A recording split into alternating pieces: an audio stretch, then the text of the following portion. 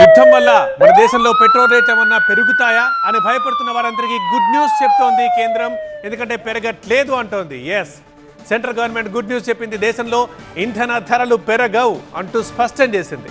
Crude oil ధరలు పెరిగినప్పటికీ ప్రజలపై భారం వేయొద్దని కేంద్రం నిర్ణయం తీసుకుంది. క్రూడ్ ఆయిల్ ధరల పెరుగుదల వల్ల వచ్చే నష్టాల్ని ప్రభుత్వ రంగ ఆయిల్ కంపెనీలే భరించాలని ఆదేశించింది. కేంద్రం నిర్ణయంతో సామాన్యులకి ఊరట లభించినట్లయింది అండ్ కన్ఫ్యూజన్ కూడా క్లియర్ అయింది. ఇప్పటికి పెట్రోల్ డీజిల్ రేట్లయితే పెరగవు, ఆ నష్టం కేంద్రమే భరిస్తామని చెప్పింది.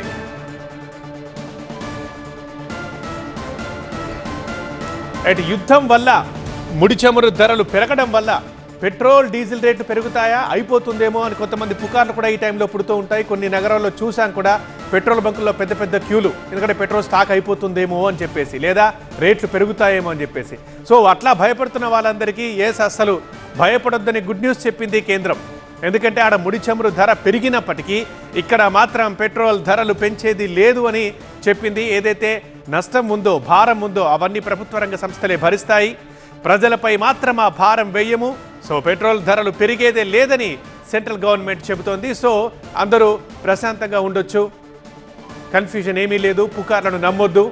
క్రూడ్ ఆయిల్ ధరలు పెరిగినప్పటికీ ఖచ్చితంగా పెట్రోల్ రేటు పెంచాం అని చెప్తోంది. ప్రజలపై భారం వేయొద్దని చెప్తోంది కేంద్రం.